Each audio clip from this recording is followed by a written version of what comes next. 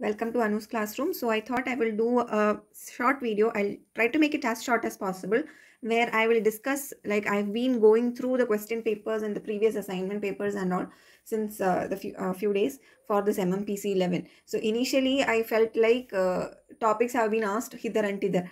But then, like, on closer analysis, I've been like trying to find a link between the questions if there is any kind of a pattern. And what I found right now is that block number 3. Okay, block number 3, which talks about conflict, negotiations, group dynamics, and strategies like that, uh, as well as block number 4, are having concepts in them which are much more easier for us to grasp and relate to. And there have been questions from these blocks as well. As you all know, I've said in the previous video also, at least one question per block has come. So out of that, I feel like block number 3 and 4 are like a bit more easier for us to grasp. Okay, so I thought I will do a summarizing video of block number 3 and 4. Pardon me if this goes a little bit long. If you guys feel it difficult to concentrate, I would suggest pause, take a break and come back, since I don't want you guys to break the flow. Like, if I break this video into multiple parts, chances are that you might lose the flow of the entire thing. So I'll be making this one video. I'll keep it as short as possible, but we'll be covering block number 3 and 4 here. So this is going to be a bit of a ride. If you guys, once again I'm saying, if you guys feel that you cannot concentrate for that long, kindly pause the video, take a break, come back and listen from where you left off. Okay, that will be the best strategy here. That's why I'm doing this. Okay, so block number 3, let us start with that. Okay, so in that, one of the first concepts which is important is about conflicts. So conflicts is not something new to us, right? We face conflicts every day, interpersonal level as well as intrapersonal level. How, like, if we have to choose something, even like in the case of MMPC 11 itself, let me tell you, we all will be facing conflicts within ourselves, right? Should I study this? Should I study that? Should I be wasting time on this? Should I be doing investing my time on this? So internally we are having conflicts. Similarly, our choice versus our parents' choice. Which movie do I want to go and which movie does my partner want to go? Which kind of a dress should I wear? I like to wear, and which dress does the occasion ask us to? So there are interpersonal and intrapersonal levels of conflicts every day throughout our life. So as a working professional, also as an employer or an employee, we will be facing such situations every day with our colleagues, our customers, superiors, our subordinates, everywhere, right? And these conflicts may not even be confined at individual levels. They may manifest in multiple levels, multiple ways in an organization. So therefore, as managers, we are faced with a very big responsibility, that is to ensure that there is optimum growth and productivity in an environment which is full of conflicting situations, right?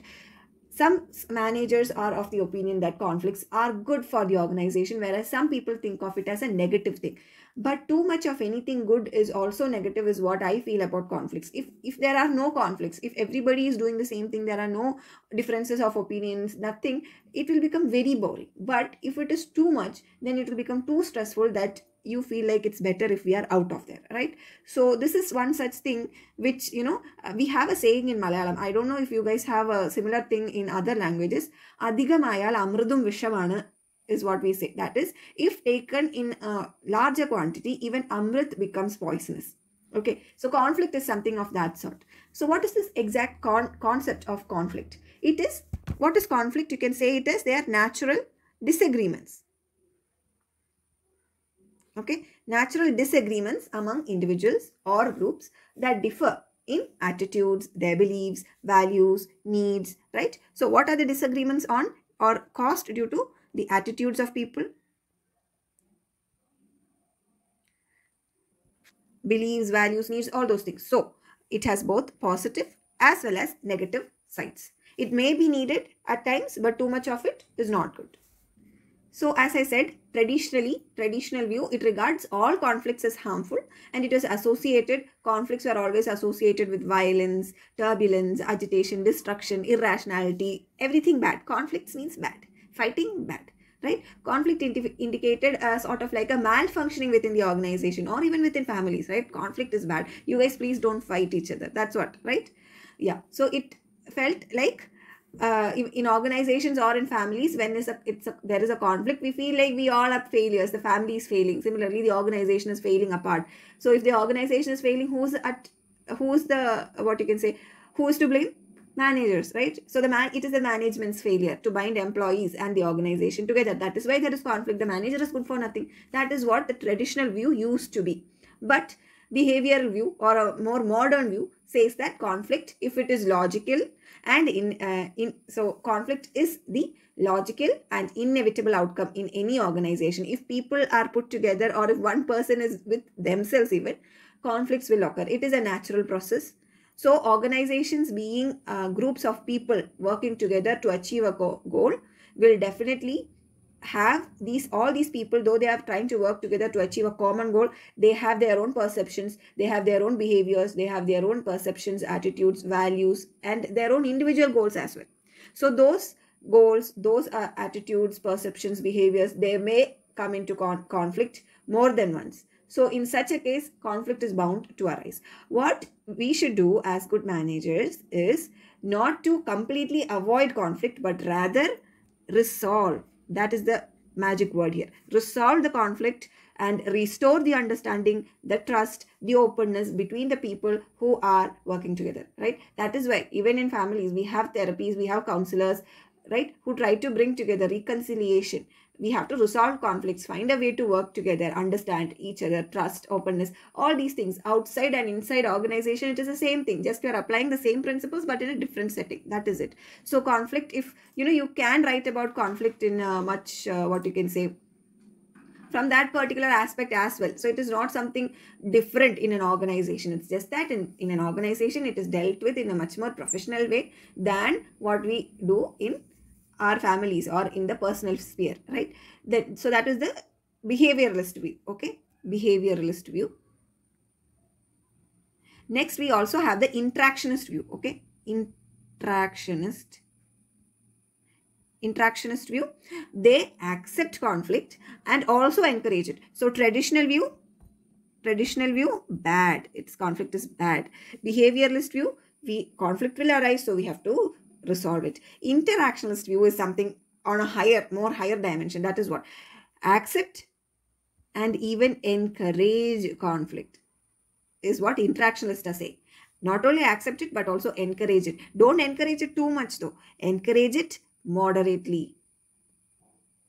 Encourage it in a regular manner so that it does not get out of control and produce something totally dysfunctional with drastic consequences, but to keep boredom out of it, to keep our brains working, right? Always. So that we don't settle in, but rather always have that vigor to, what you can say, keep our minds active. So the manager's task over here, according to the interactionist view, is to manage the conflicts in an organization in such a manner that it's beneficial. So that is kind of like a homeopathic method, right? Treat the what you can say, how does medicines work in homeopathy? Treat them, whatever disease you are having, treat it with the same same infection causing bacteria or whatever, but in a dulled down, diluted dose, right? So something like that you can think of the interactionist view. Manager's task is to manage the conflict such that the beneficial effects are maximized, but the harmful or the negative aspects are minimized. Okay, so in such a case, they say, the interactionists, they say that if you have to give impetus, if you feel that it is necessary for innovation and creativity, there is no harm even if you induce or simulate a bit of a conflict. Seems quite bad, right? But that is what they're saying, right? Interactionists, they believe in that if things are going smooth, everybody has settled down, and you're not seeing enough traction towards achieving your goal, means just stimulate some conflict, then things will get moving smoothly. That is what they say. Okay, so there are different types of conflicts even, right? Conflict within individuals, conflict between individual and the group, conflict between groups, right? There are many levels of conflict. Conflict between the group and the organization, conflict between organizations. So multiple levels of conflicts are there. So that was then what? Yeah. So that is about conflict. Now, sources of conflict, they are very much largely varied, right? There are multiple sources of conflict. Some of the common conflict sources which we can think of are what? Competition for limited resources. If the resources are definitely limited, and if they have multiple uses, they have they are needed, required by multiple people, multiple groups, then definitely there will be a competition for them, and therefore that can lead to conflict. When the people's goals or values or perceptions, when they differ and they are forced to work together, then that will become a source of conflict. Whenever a change is introduced, like work from first time when work from home was introduced, there was a lot of discomfort, conflicts. Now when work from home has ended and work from office is beginning again, we are seeing that there is a conflict process. So that is natural, it is anticipated, right? But we have to give time to settle into the change, right? If you remember, I think in first semester we have studied, right, the process of change, unfreezing, change and refreezing. So this whole fiasco, that whatever we are going through, when COVID came, it was a process of change. Right now, now COVID threat has dulled down, so again we are trying to unfreeze, change and refreeze. So this is the unfreezing period right now, or some might even say the changing period. Now, so introduction of change, whenever there is a communication issue, we are not, the goals are ambiguous, how the organization is, objectives are, the goals are, how it wants to take itself forward, all those things, if there is ambiguity, if there is not clear communications happening, it will become a source of conflict. The inherent nature of the people, right, how people are, they themselves, their intrinsic behaviors, those things will be sources of conflict, right? Then if there is a task interdependence, maybe everybody is dependent on the same thing, or maybe if my department has to do something, then I have to get something from the other department, right? So some series interdependence might be there, reciprocal interdependence might be there, right? So all of that will lead to conflict. If somebody points to us, our department, and us, then we will definitely say, see, I haven't got so and so input from the other department, only then I can give. So that becomes a conflict there. Okay, selfishness of people, the best and easiest source of conflict. Lack of trust, if we don't trust the people we work with or our superiors or subordinates, then definitely there will be conflict. Differing ideologies, relationship dynamics between us and the various people around us, so that can become a source of conflict. So there are multiple sources of conflict. Now, as we said earlier, every conflict will have both positive and negative effects. So what could be the positive effects? If handled properly, if conflicts are resolved or managed without becoming sour, then group cohesiveness could increase, right? Group could become more task oriented. Leadership can become more directive. Group unity can be stressed. That organizational structures rigidity can increase. But at the same time, if it is not handled properly, then negative effects. The groups could become antagonistic towards each other, right? There will be group rivalry, which is not healthy happening, and it could escalate to multiple levels. We have lots and lots of examples, right? Political parties, the biggest example of how conflicts can become bad at times, right? Perceptions will get distorted, communication will cease to exist, groups can apply double standards, right? You say something but you do something, double standards. Political parties, I would say, if you look at them closely, we all know the easiest examples of conflicts, right?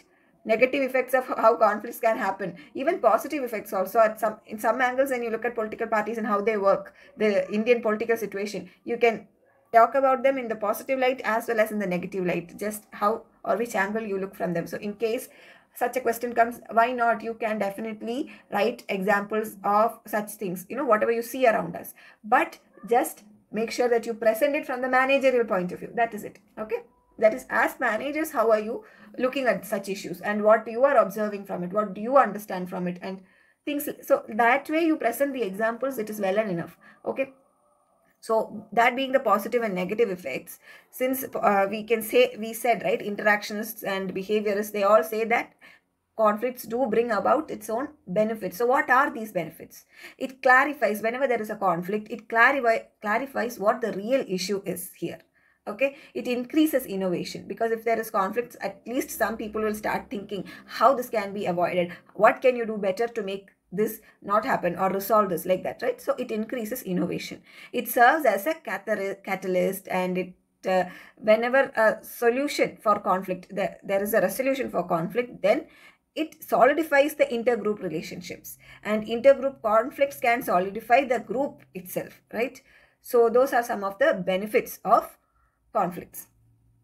So if we are to understand how conflict affects organizational performance, we can put it in a graph. Okay, so that is, say if you are plotting the performance in the x-axis and the level of conflict, okay, level of conflict in the y-axis, then if so let's say there are 3 levels, right? Low, medium, or what you can say optimum and high. So, and here also performance, we have low, we have medium or acceptable level, right, and high. What we have found is that with very low levels of conflict and very high levels of conflict, the performance is low.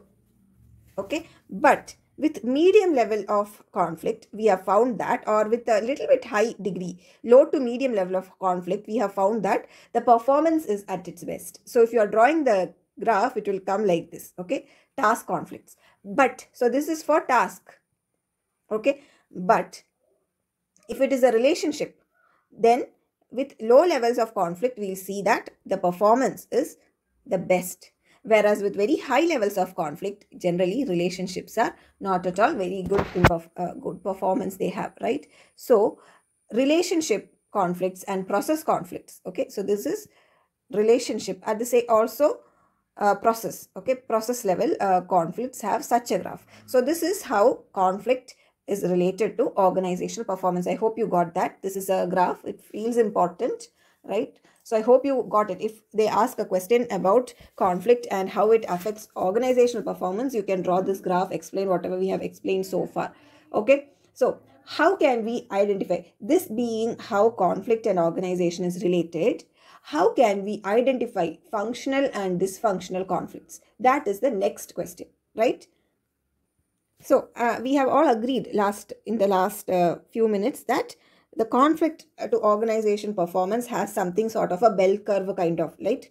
Such a curve we have, right? So in that, let us shift our x-axis a little bit up, and we will place our x-axis, which indicates conflict, to the average or the average performance level. Okay, so this is the place where we are shifting our graph to. Okay, to identify which are functional and which are dysfunctional conflicts. So functional conflicts are those conflicts which are what you can say, which promote the organizational growth, whereas dysfunctional ones do no good, or rather even harm the organization. Correct? So how do we find that? So now we have just raised our x-axis to the average performance level. Okay, so the graph becomes something like this. There is an area below the x-axis where performance is low as well as conflict is also low. So this part, right, this is a dysfunctional area.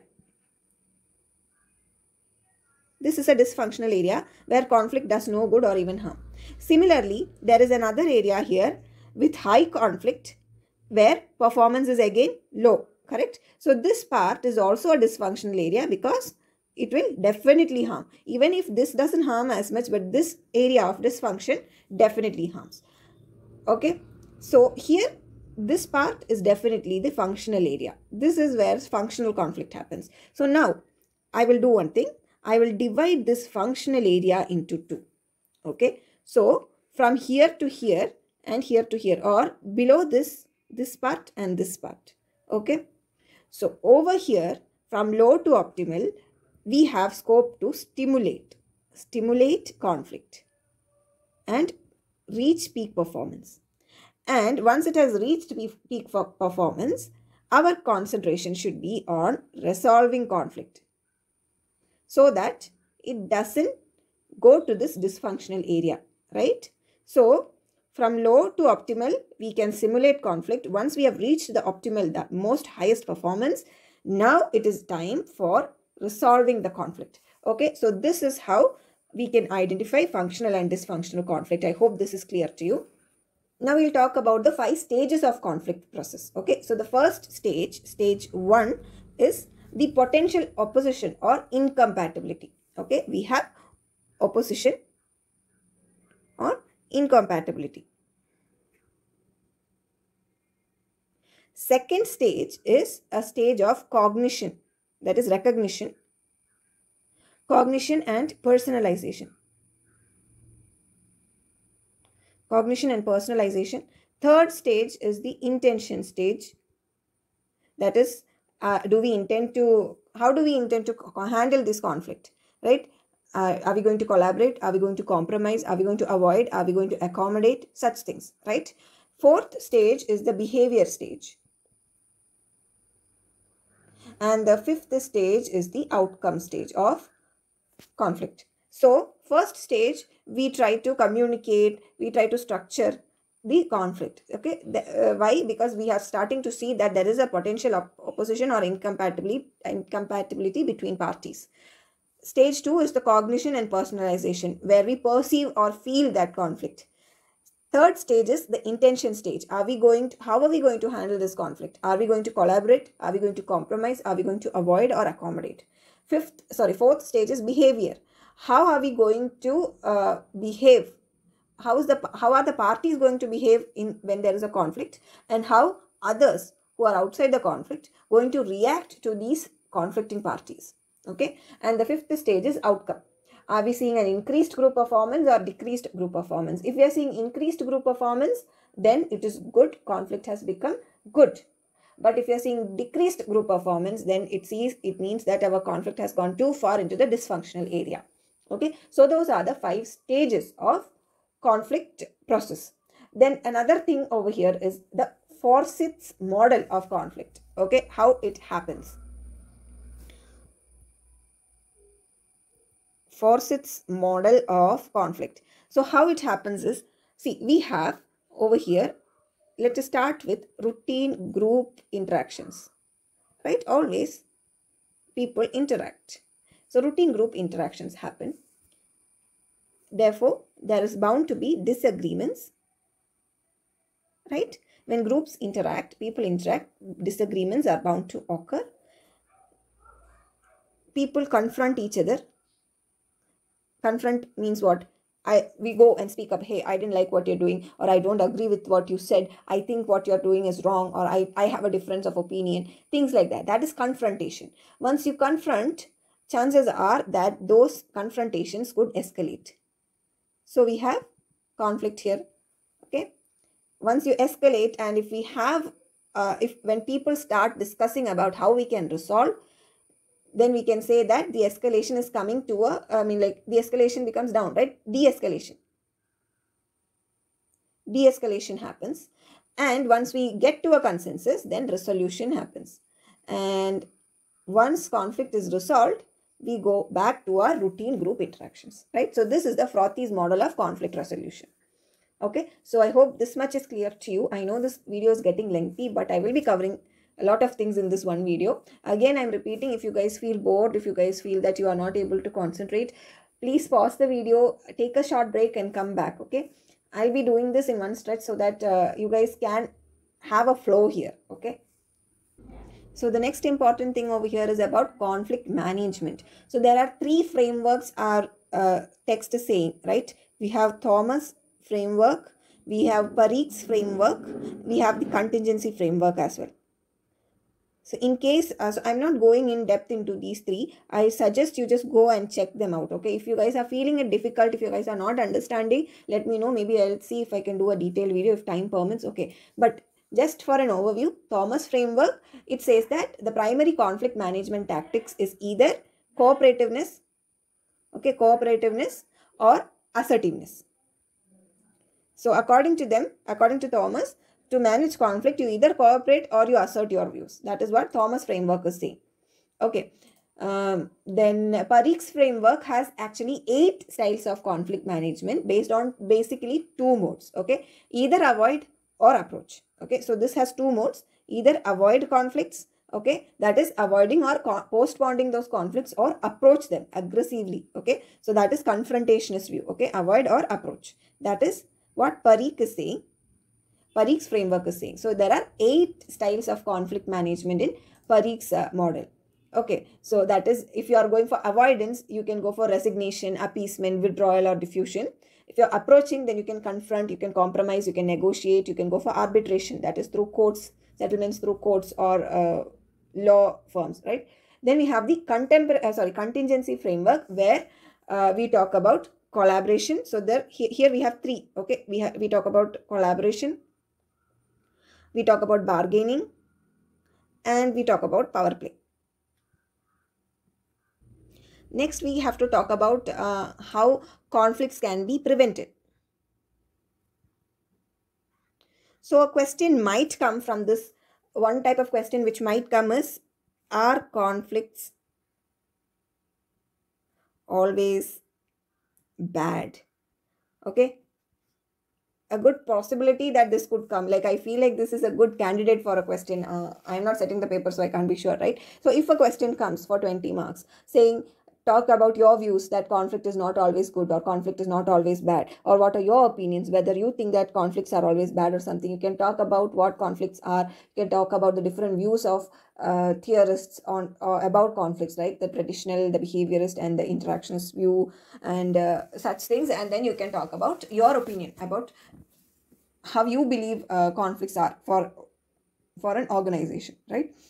So you can also talk about the interaction of conflict, right, which we talked earlier, right? This interaction of conflict and organization performance, and you can justify your answer. Maybe if you belong to the interactionist view, then definitely this conflict and organization performance graph, and this identification of functional and dysfunctional conflicts, you can explain that conflicts are good in a way. If there are conflicts, if there are no conflicts, it is bad. If there are high conflicts, it is also bad. So it is not always bad, like that you can say. So all these things, whatever we have discussed so far, will be a very good answer for a question if it comes, whether conflicts are always bad or not. Okay. So when exactly should we simulate conflict? When the conflict level is too low, right? When there are new ideas, that when there are no new ideas coming, when the organization is full of yes men, when people show great resistance to change, when employees are afraid to admit ignorances, there is a compromise in decision making, people are afraid of hurting others feelings, so they don't speak up even if they feel that something wrong is happening, or something, if it is something which they believe that is wrong, right? When there is unusually low rate of employee turnover, that is, performance is very poor. Okay. And when managers put too much emphasis on harmony and peace. Okay. When popularity is given more importance than technical competence, all those things, we'll have to simulate conflict. They are all good situations wherein managers have to simulate a little bit of conflict. So how can you simulate this conflict?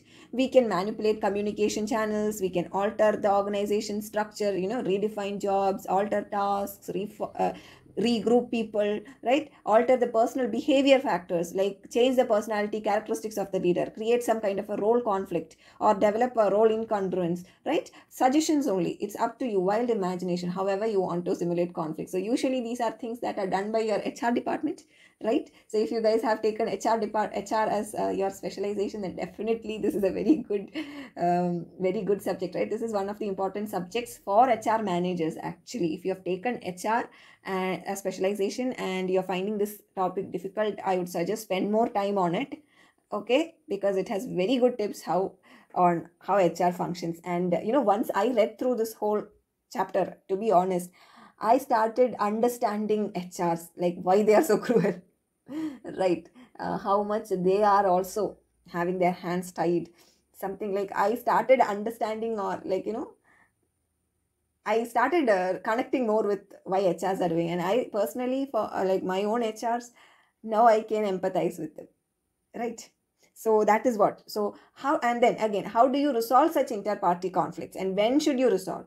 Okay, so we can use that whenever there is dysfunctional conflict, depending upon whether it is below or above optimal level of conflict, we can decide whether we have to simulate or resolve those conflicts, right?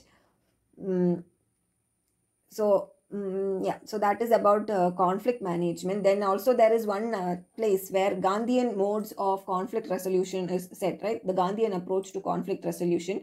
Maybe I'll just give a quick overview about that. What is the Gandhian approach to conflict resolution? So according to Mahatma Gandhi, his writings presented 3 levels of norms which were derived from the Indian traditional wisdom for conflict management. So the first one relates to goals and conflicts, second one relates to conflict struggle and the conflict process, and the third one relates to conflict resolution. Okay, so the first level of norms which Gandhi suggested is: act right now for your own group goals, out of your own conviction. Don't act because somebody is forcing you, but out of your own conviction.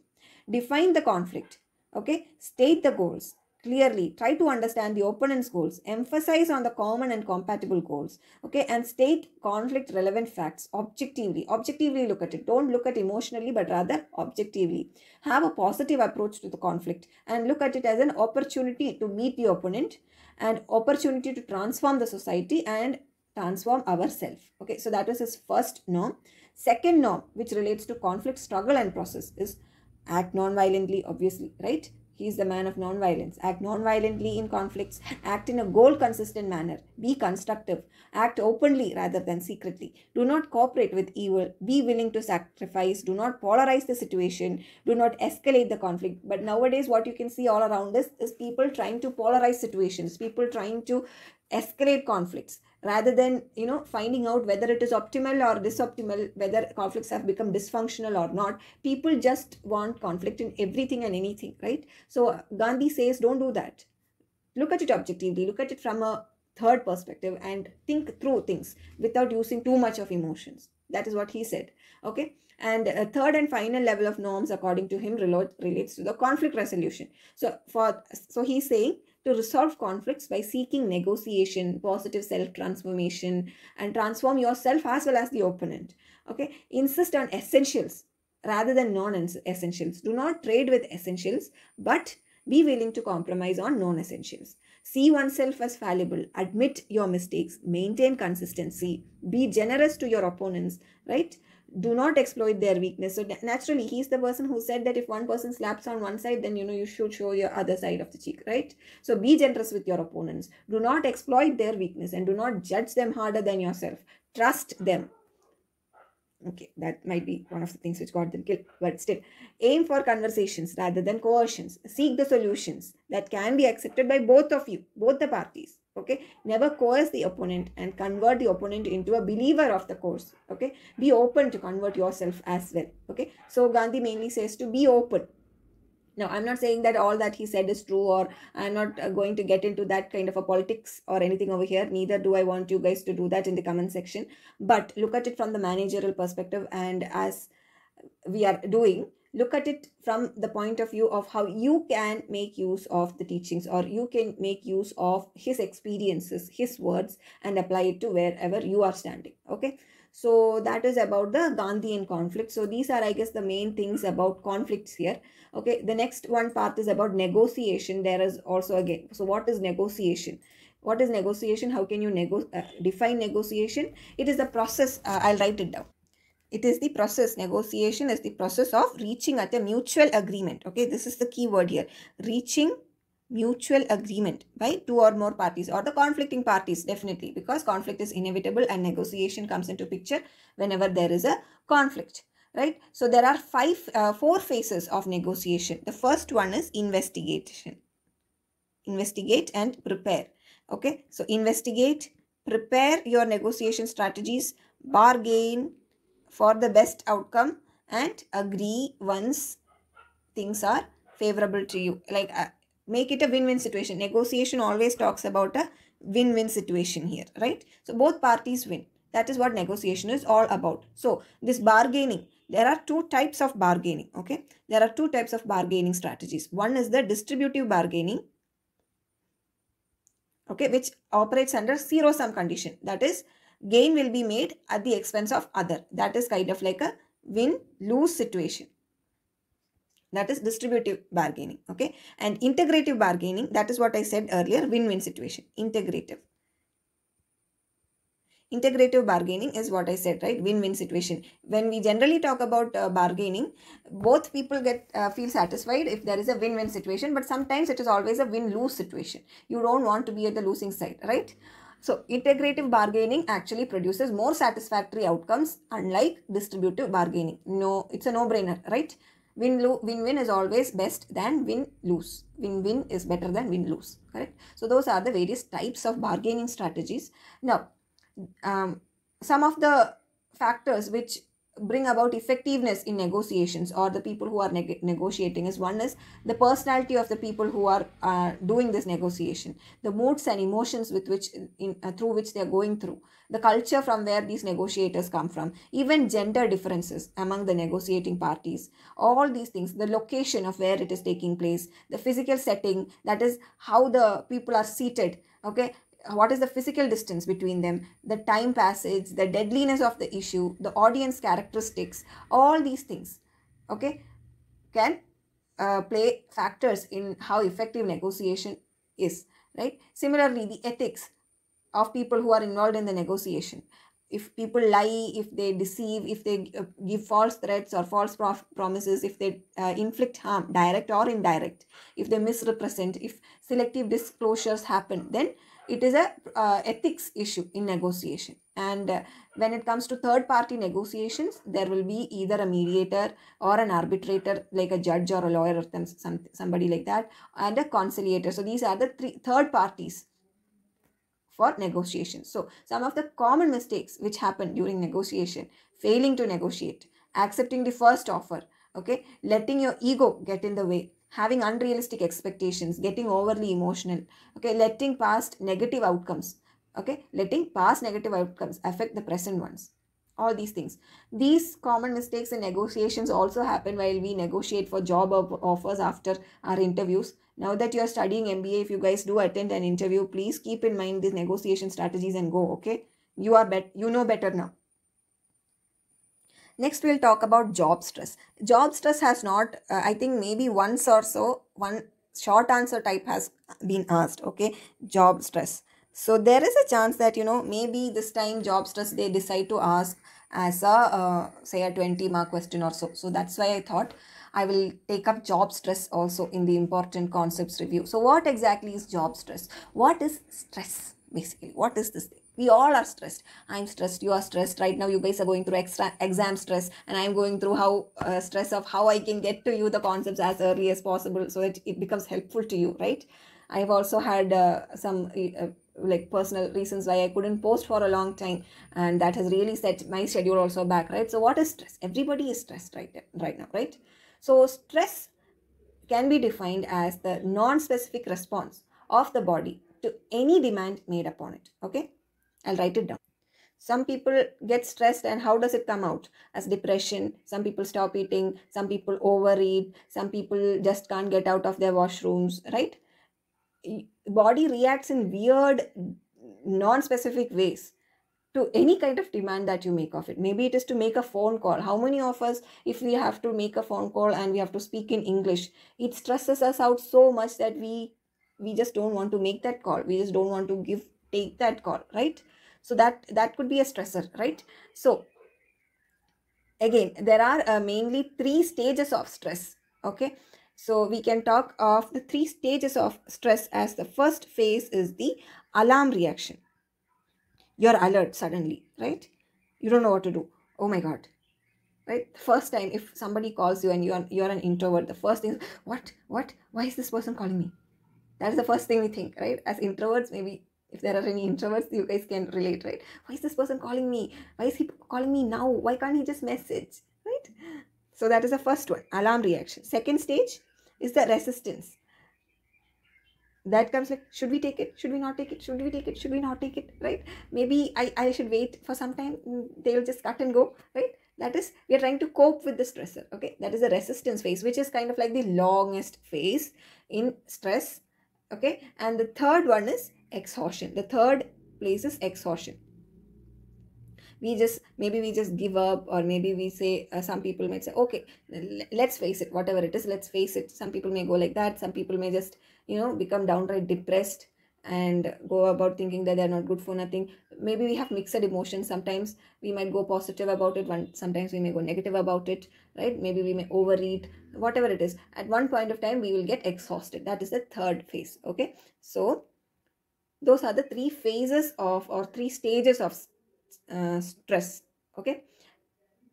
And at the first phase, the resistance to stress, okay, if you plot it as a graph, the first phase will give you a very low resistance. Okay, the first and third phases again will have a low resistance to stress, whereas the second stage will have a very high stress resistance. So once again the graph will be kind of like this. Okay, like this is how it goes. Okay, so it actually starts as moderate resistance stress.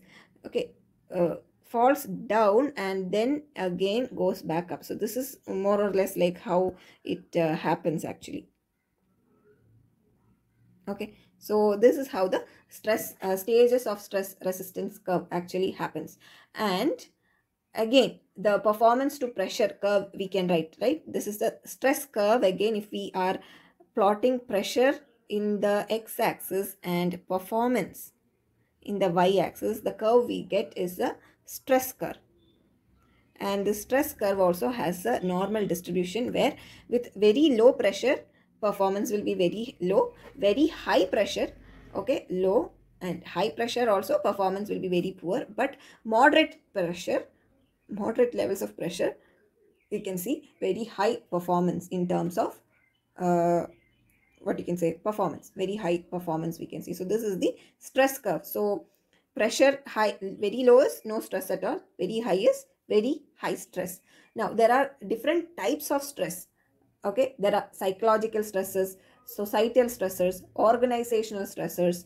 What is burnout? Okay, burnout is an important term which we should know. What is burnout? It is a special type of work related stress where it is a state of physical or emotional exhaustion. You are burnt out, you are exhausted completely, right?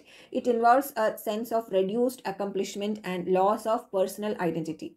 It is not a medical diagnosis, but some people, some experts are of the opinion that maybe conditions, medical conditions like depression also could be behind burnouts. But even people who are not actually clinically depressed also suffer burnout. If you are constantly under stress at one point of time, you know, that exhaustion stage, you just completely become burnout. You just want to stop, you just want to take a break, right? So there are 5 stages for this burnout, it seems. Okay, the 5 stages of burnout. The first stage is the honeymoon stage. Okay, that is where we have that enthusiasm, we have that opinion, we have that drive to prove oneself.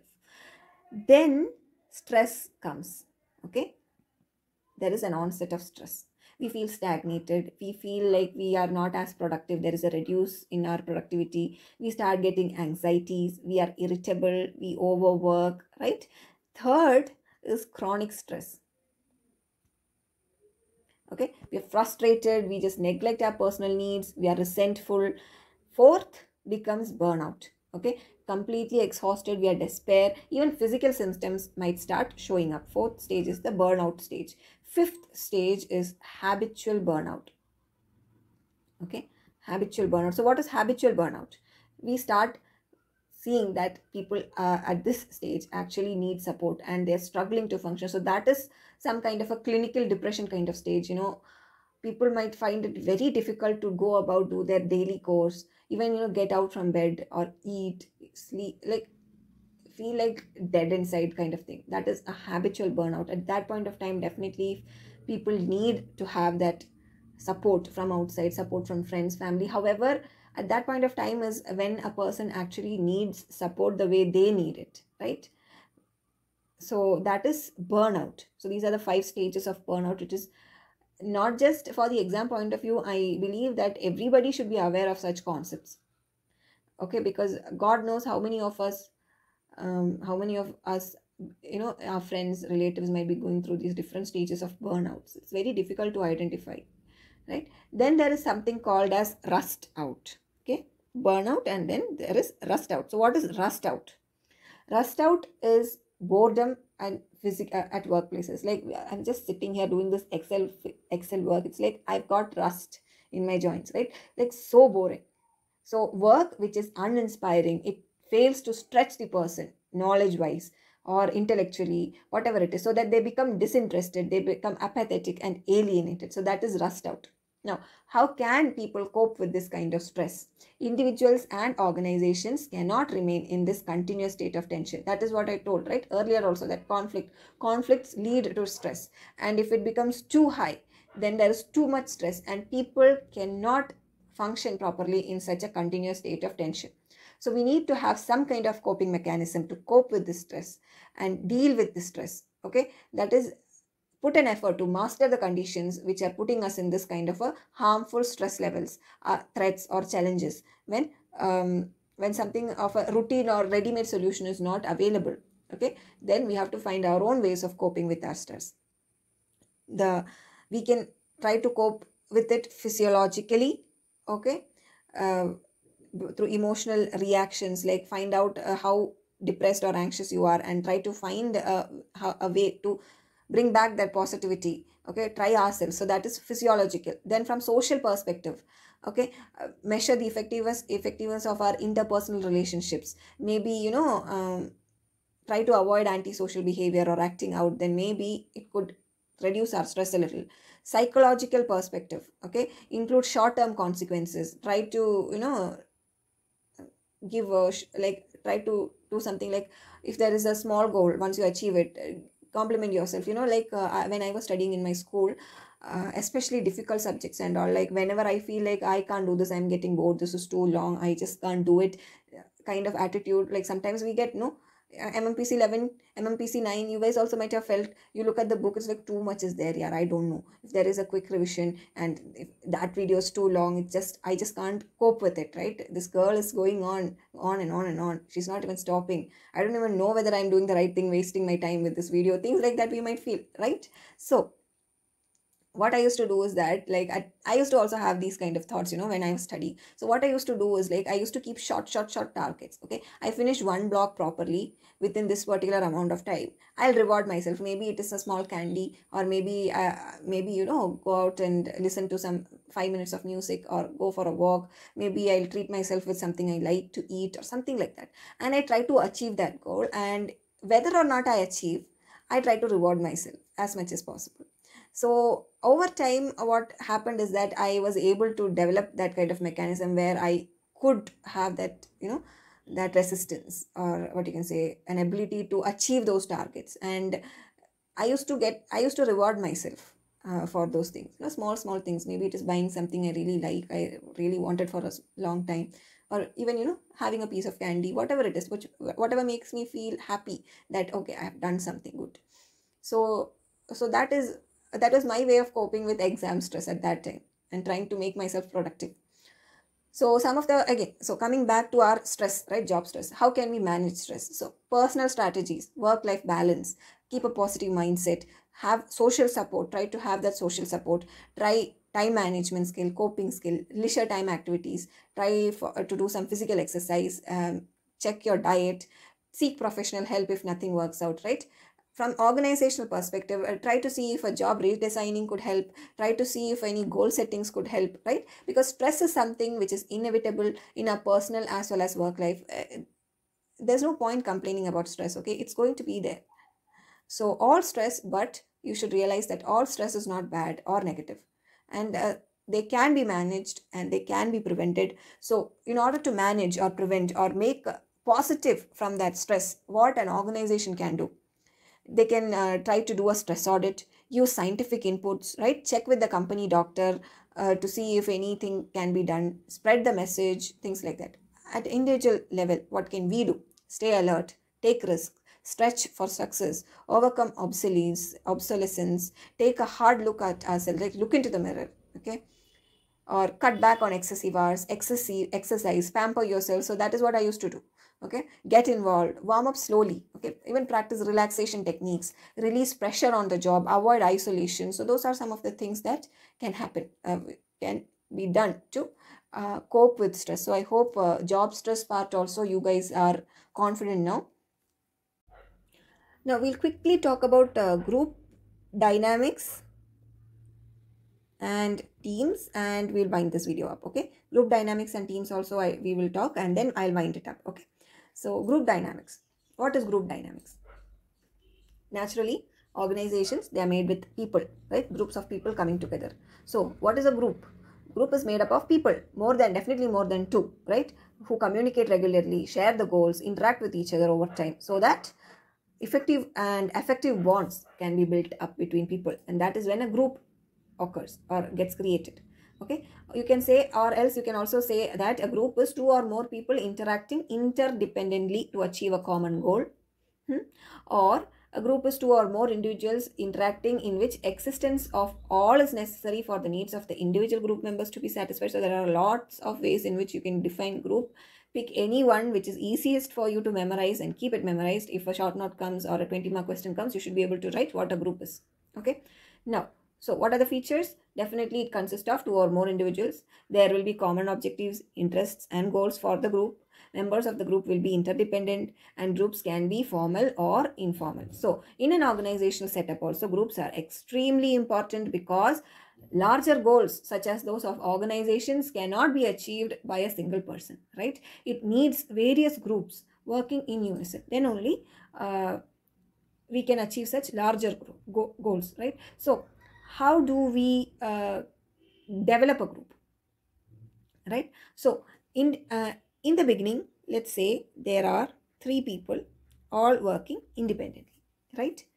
They come together. So these are individual people. Now they all come together, and that's when group forms. And the group will think for itself and see what all should be the common objectives and things like that. And they will reach an agreement between themselves, right? They will all agree between themselves. That is norming. And once they have agreed upon a certain set of objectives or goals and things like that, they will start performing, right? And once they have reached those goals, they will again go back to being independent.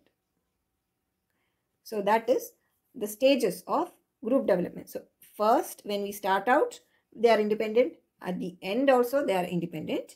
But the middle part is where the interdependence or dependence comes into picture. That is where the group is. Now, how or what are the determinants which determine how productive the group is going to be? The group size, the larger it is very difficult to control, right? It should be a controllable size. You know, there is a concept called agile methodology, okay? I don't know if you guys are working in an organization, you will be knowing about it. It's a very important concept. So according to the agile methodology, we say that a group should be composed of maximum 7 people. Even, when for ideal group size, when we take tuitions and things like that, also it is said that maybe it should be limited to like 20 people in a session. But coaching centers, how many people, if you have gone for any kind of a coaching, you would know, right? PSC entrance, whatever it is, how many people will be there in a group, right? I've seen, I haven't gone to any such coaching centers personally, but like I've heard from people, like hundreds of students in the same auditorium, and the teachers would be preaching in a mic. I don't know what children are going to get from there. I really don't know, because it doesn't make it that productive, right? So the group size, the group's composition, group norms, okay, like fairness, reciprocity, reasonableness, role expectations, the cohesiveness between the people, okay, between the people in the group, the leadership, how the group is led, that is also important, okay. So those are the factors which affect the what you can say, effectiveness of groups. So the next part is teams. Okay, so what is a team? What are teams, or what is a team? Team is two or more people interacting independently to achieve a common goal. That is group. Okay, two or more people. Now, what is a team now? Team is a group of people who perform interdependent tasks, work towards accomplishing a common mission of objective. Okay, so when people get together and work, it becomes a team. And a group, and a team is what they all work. Again, it's a kind of like this, similar to a group, right?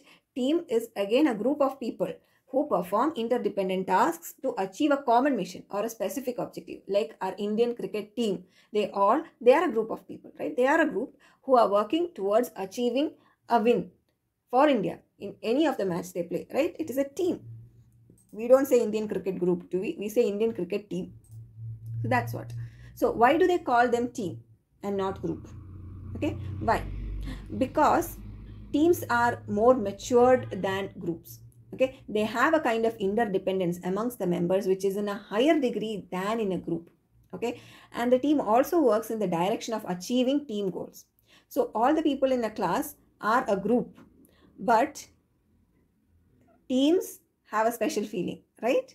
Groups are larger in size when compared to team, and group members are comparatively less interdependent when compared to team members.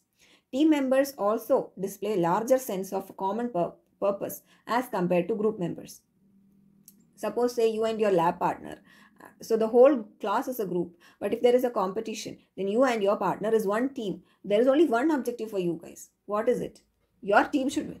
Right? So they have more sense of common purpose. And accountability also among the team members is very high when you compare it with group members. So that is team. Now, there are many types of teams like work teams, cross-functional teams. I'll write them down. Yeah, so work team, okay, people who are working together in a team, cross-functional teams, teams created for process improvement, project teams, self-managed teams, virtual teams, quality circles. Quality circles, you remember, you might have studied in many different courses, right? Quality circle has come up, right? So quality circles are also a type of team. So why do we have teams? To effectively carry out work in an organization setup, we need teams. And we need to be very careful when we are building teams, because if we don't think through on how we should build our team, the team could fail. So how can we build effective team? Okay, make sure your team size is proper. Make sure or take care about how your team is composition of the team, right? How your team is formed. What is the composition of your team? Okay, the goals of the team, they should be very specific and clear. There should be cohesiveness among the team members. Okay, you should manage diversity. There should be diversity, but it should not go out of hand and cause the team to crumble.